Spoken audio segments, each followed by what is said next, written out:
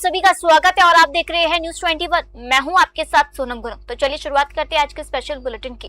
Collector कार्यालय में गुरुवार को उस समय हड़कंप मच गया जब ग्राम सीतापुर के सरपंच अमर सिंह ने कथित रूप से जहरीला पदार्थ पी लिया। सरपंच शिकायत लेकर कलेक्टर कार्यालय पहुंचे थे। उनका आरोप है कि पंचायत में कथित भ्रष्टाचार उजागर करने के बाद सचिव, सहायक सचिव और एक जनप्रतिनिधि की ओर से उन्हें लगातार प्रताड़ित किया जा रहा था तथा जान से मारने की धमकियां भी मिल रही थी। घटना के बाद कार्यालय में अफरा तफरी मच गई और मौजूद लोगों ने उन्हें तत्काल अस्पताल पहुंचाया। प्रशासनिक अधिकारी भी मौके पर पहुंचे। कांग्रेस के पूर्व जिला अध्यक्ष अजय रघुवंशी ने घटना को गंभीर बताते हुए निष्पक्ष जांच की मांग की है।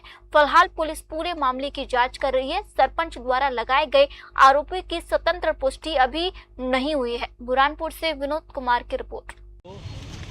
इतना डराया, इतना धमकाया गया है कि उसने कलेक्ट्रेट ऑफिस में आकर दवाई पीने का काम किया और नाम खुले रूप से ले रहा है। विधायक का, वहाँ के कोई प्रजापति है, उस नेता का, भाजपा के नेताओं का नाम ले रहा है। तो ये इतना दादागिरी, इतनी गुंडागर्दी कि कलेक्ट्रेट ऑफिस में आकर एक सरपंच को आत्महत्या करने के लिए कदम उठाना पड़ रहा है। उसने दवाई पी ली है। अभी तो क्या स्थिति पता नहीं, आप सब मौजूद थे। अभी हम हॉस्पिटल जा रहे हैं। पहले तो सबसे पहला फ़र्ज है कि उस व्यक्ति को, उस किसान को हम स्वस्थ जल्दी कराएं। बाद में जो लोगों ने के नाम वो ले रहा है उन पर FIR होनी चाहिए कि किस प्रकार से उस पर दबाव बना रहा है, किस प्रकार से उसको डरा रहा, धमका रहा है। तो ये कार्रवाई करने का काम, क्योंकि कलेक्टर महोदय स्वयं मौजूद थे, तो कार्रवाई तो होनी चाहिए। कौन विधायक है? ये नेपाल नगर विधायक मंजू दादू और कोई प्रजापति का नाम ले रहा है वो। बढ़ते अगली खबर की ओर। रेड क्रॉस भवन में थैलेसीमिया पीड़ितों के लिए विशेष चिकित्सा शिविर आयोजित किया गया। इंडियन रेड क्रॉस सोसाइटी और मेदांता फाउंडेशन के संयुक्त तत्वाधान में आयोजित शिविर का शुभारंभ कलेक्टर किशोर कुमार कन्याल ने किया। शिविर में दिल्ली से आए एक्सपर्ट चिकित्सकों की टीम ने मरीजों का स्वास्थ्य परीक्षण कर आवश्यक परामर्श दिया। जांच के दौरान गंभीर मरीजों की पहचान कर उन्हें बोन मैरो ट्रांसप्लांट के लिए चिन्हित किया गया ताकि उन्हें बेहतर और अस्थायी उपचार मिल सके। इस शिविर में गुना के साथ अशोक नगर और शिवपुरी से आए 100 से अधिक थैलेसीमिया मरीजों ने पंजीयन कर एक्सपर्ट्स की सलाह प्राप्त की है। आयोजकों ने कहा कि ऐसे शिविरों का उद्देश्य मरीजों को बेहतर स्वास्थ्य सुविधाएं उपलब्ध कराना और उनके परिवारों को समय पर उपचार की दिशा में सहायता देना है।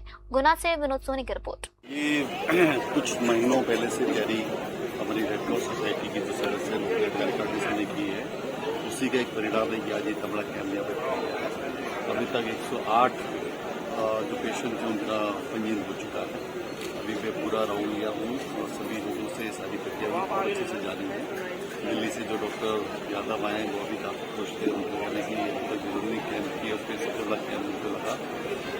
बेसिकली उद्देश्य यही था कि थैलेसीमिया के जो मेजर थैलेसीमिया के पेशेंट होते हैं उसके ट्रीटमेंट में एक लंबी प्रोसेस भी होती है और काफ़ी खर्चा भी आता है। मेदांता फाउंडेशन के द्वारा इसको हमारा सहयोग किया जा रहा है और यहाँ पे आइडेंटिफिकेशन ऑफ पेशेंट के बाद में जो भी प्रक्रिया होती है उसको मालूम करना पड़ता है। बोन मैरो का ट्रांसप्लांट। तो उम्मीद कर रहे हैं कि यहाँ से जो भी छन के जो फाइनल लिस्ट बनेगी उसमें काफ़ी ज़्यादा बच्चे जो भी हैं जिनके बोन मैरो में जाते हैं, जिनका आइडेंटिफिकेशन में जाता है और जिनके सिबलिंग के साथ मैचिंग हो जाती है, तो उनका फिर फर्दर लास्ट जो ट्रीटमेंट होता है प्रोसेस आता है। हालांकि उस प्रोसेस में भी अभी 6-8 महीने कम से कम लगता है क्योंकि कई लेवल पे उसकी स्टेजेस होते हैं। तो मैं उम्मीद करता हूँ इससे बड़ा। कोरबा के रविशंकर शुल्क नगर में निर्माणाधीन मकान के खुले सेप्टिक टैंक में 4 दिनों से फंसे एक नंदी बैल को गौ सेवा समिति ने करीब 7 घंटे चले रेस्क्यू ऑपरेशन के बाद सुरक्षित बाहर निकाला। सूचना मिलने पर समिति के सदस्य मौके पर पहुंचे और JCB, ड्रिल मशीन, ग्राइंडर तथा गैस कट्टर की मदद से चेंबर तोड़कर बैल को बाहर निकाला। बाहर आने के बाद उसे भोजन, पानी और प्राथमिक उपचार दिया गया। स्थानीय लोगों का आरोप है कि इसी स्थान पर पहले भी ऐसे हादसा हो चुके हैं, लेकिन मकान मालिक ने सुरक्षा के कोई इंतजाम नहीं किए। वार्ड पार्षद अब्दुल रहमान ने भविष्य में ऐसी घटनाएं रोकने के लिए चेंबर को सुरक्षित ढकने के निर्देश देने की बात कही है।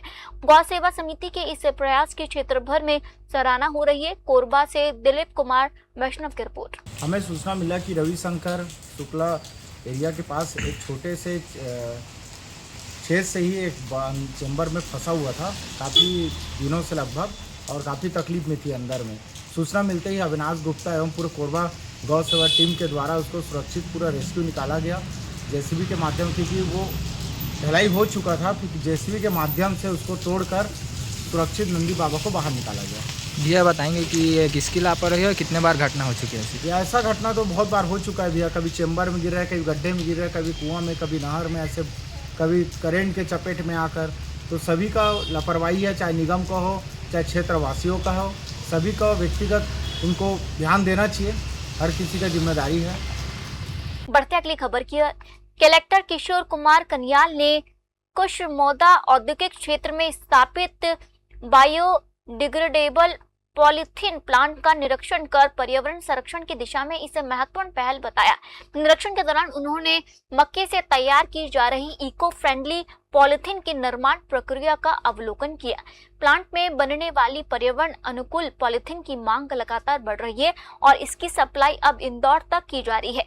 इस उद्योग से स्थानीय युवाओं के लिए रोजगार के नए अवसर भी सृजित हुए हैं। कलेक्टर ने बताया कि ऐसे पर्यावरण हितैषी उद्योगों को बढ़ावा देने के लिए मध्य प्रदेश सरकार सब्सिडी भी उपलब्ध करा रही है। उन्होंने कहा कि इस तरह के नवाचार प्लास्टिक प्रदूषण कम करने, पर्यावरण संरक्षण को मजबूत बनाने और स्थानीय स्तर पर औद्योगिक विकास के साथ रोजगार बढ़ाने में अहम भूमिका निभाएंगे। सरकार भविष्य में भी ऐसे उद्योगों को प्रोत्साहित करती रहेगी। गुना से विनोद सोनी की रिपोर्ट। गुना के कुशमोदा क्षेत्र में जो डीके इंडस्ट्रीज के द्वारा प्लास्टिक थैली की जगह पर मक्के की थैली, बायोडिग्रेडेबल जो थैली होती है या जो कपड़े की थैली होती है, उसका यहाँ उत्पादन किया। तो हमने बीच में इनको अपनी कई मीटिंग में बुलाया भी था। तो आज मैं यहाँ पे आके देखना चाहता था कि यहाँ पे फैक्ट्री में कैसे काम होता है। तो मैंने देखा, मुझे बहुत अच्छा लगा। मिस्टर परमार काफ़ी मेहनत कर रहे हैं और ये जो प्रोडक्ट बन रहा है ये इन्वायरमेंटल फ्रेंडली है। हम ये चाहते हैं कि जो प्लास्टिक का यूज़ होता है उसके साथ तक गैस का इस्तेमाल हो सकता है। आप जो मुझे बता रहे थे कि इसकी कॉस्ट जो प्लास्टिक मार्केट में मिलता है उसके बराबर या उससे कमी आ है। तो ये बहुत अच्छी चीज़ है। मैंने नगर पालिका के भी अधिकारी को बुलाया और मैंने उनसे भी बोला है कि आप इस चीज़ के प्रोडक्ट को प्रमोट करें।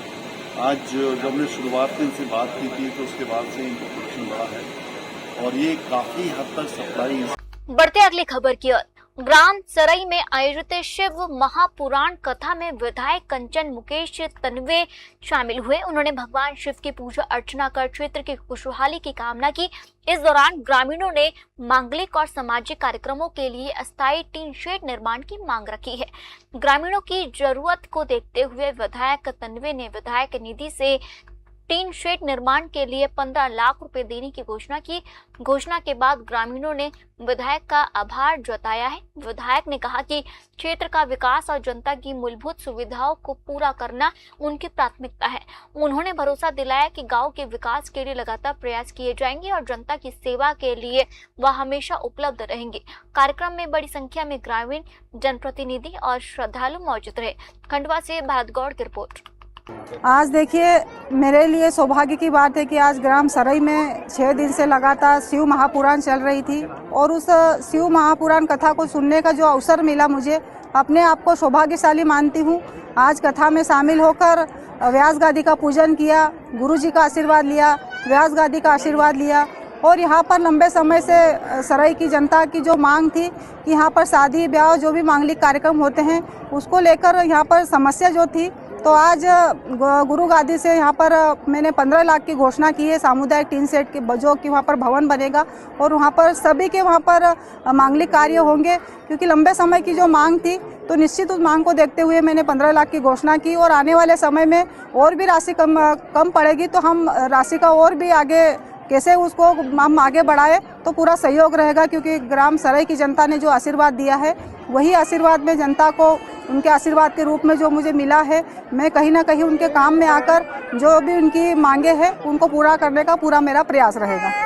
कोतवाली नगर क्षेत्र के हाथी गेट स्थित व्यस्त बाजार में 80 साल पुरानी जर्जर इमारत अचानक भर भराकर गिर गई। तेज धमाके के साथ गिरी इमारत देखते ही देखते मलबे में तब्दील हो गई।